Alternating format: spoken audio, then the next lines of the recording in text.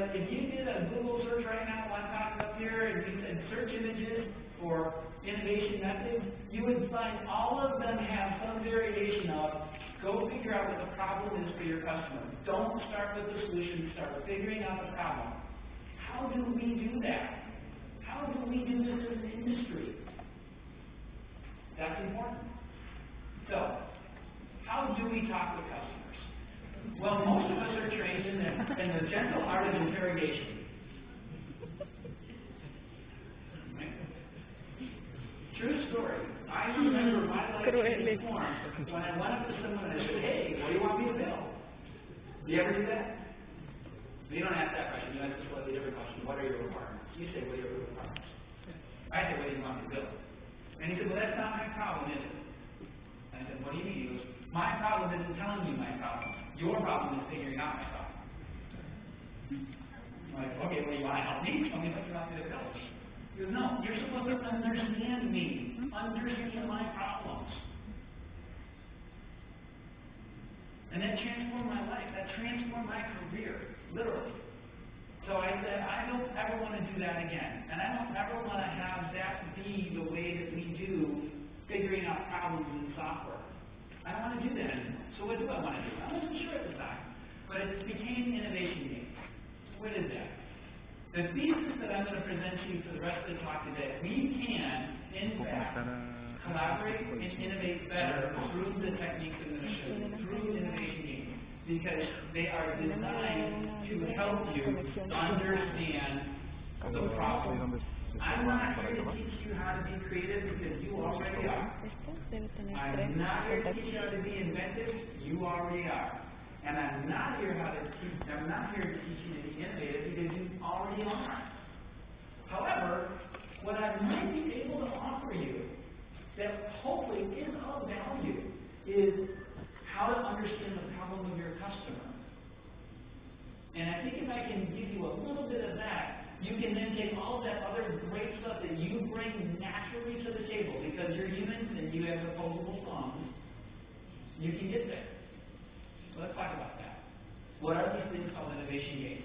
Innovation games are serious games. So they are games, which means they're fun, but they're serious.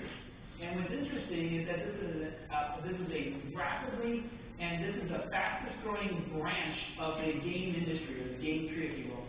Serious games are exploding, and they're hugely important. And these are some of the customers that we've got playing games at Symbiosis. Some pretty big names up there, yes? It's fun to watch the Germans play the game. They're very good at them, right? So what is this? When I say innovation game, I say serious game, what do I mean? What am I saying? Well, it's not silly like a water park. And it's not humor like a joke. Although people do have fun, and they do have laughter in the games. But that's not what a serious game is. It's more like a game called Settlers of Catan or Euchre. Now, this is possibly a very an example that just won't work. Is the game Settlers of Catan in Mexico? No. At all? No. Yeah, okay. It's really big in Europe. It's a really big game in Europe. Like Age How of about Empires? Monopoly? Are you guys familiar with the Como game Age of Monopoly? Empires? Okay, so let me give you the difference between Monopoly and Settlers of Catan. In Monopoly, the goal is to own all of the property and crush everyone else and put them out of business, right? Yes. Now, you can do that in Monopoly just about any way you want. You can cut side deals, you can play the game any way you want. That's kind of what the rules say. There's very light rules. The interesting thing about Settlers of Catan is that the way you play can affect the outcome of the game. The goal is to win, to acquire property. But if you acquire property in a way that's not playing well with the other players, everyone loses and no one wins the game. So it's got this really interesting dynamic where you have to kind of collaborate even though you want to win. It's a very interesting dynamic.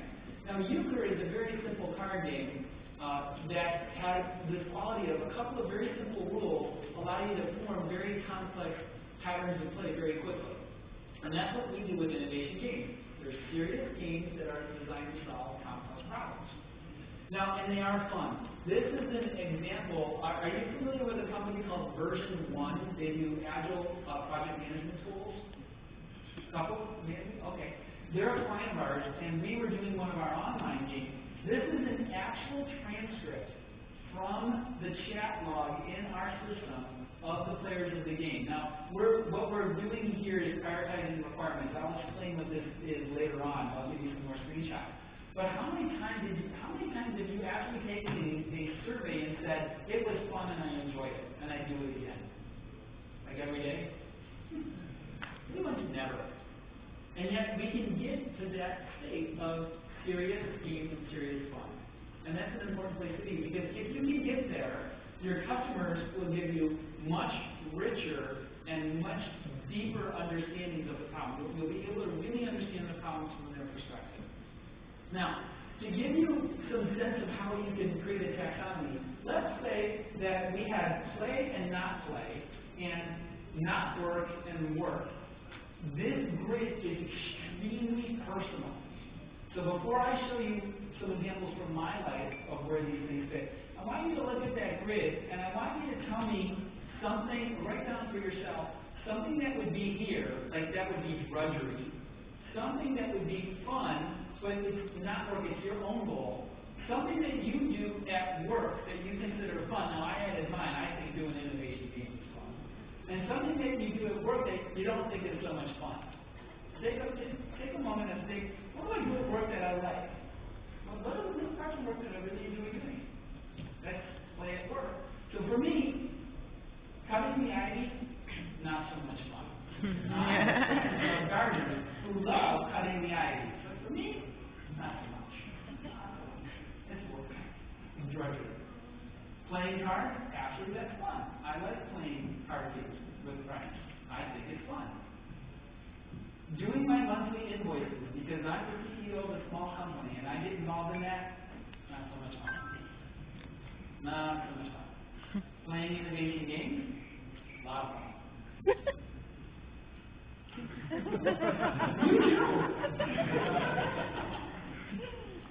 Okay, so this, you can swap this around. For example, if you show this to an accountant, they probably go, oh yeah, monthly invoices, love it.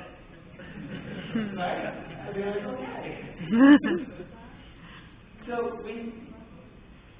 when you look at this, when people are working on problems, they have goals. And those goals are expressed through verbs. So notice that these are clients, and then going back to our client slide, all of these goals have verbs. I want to prioritize a roadmap, or I want to understand new requirements for a new product, or I want to develop new product concepts. I have these verbs that go with the goals. So what we need to do is we need to have tools that help you get there. I'm just going to briefly state what the games are. I'm not expecting you to remember them, but I want you to know that we have 12 tools. This is a game called Product Box. We bring people in a room, we give them blank cardboard boxes, and we ask them to design their ideal product and then sell it to us. So normally, you're trying to sell something to your customer. This game inverts it. They're trying to sell something to you.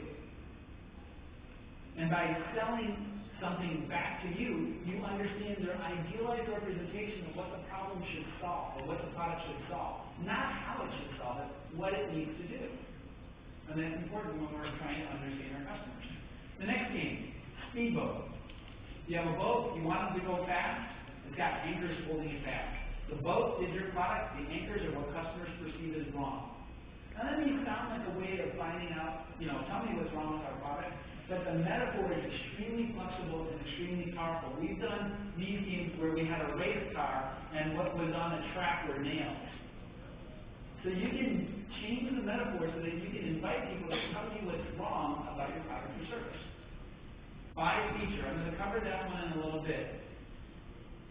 Spiderweb. We play Spiderweb in an individual version. What we normally do with customers is we'll ask them how to draw the web of relationships between their complex products and services. Earlier in my slide deck, I had a picture of the NetApp logo and the SAP logo together. The game that we did for them is, in modern enterprise software, the systems are so complex it's hard to get into one company.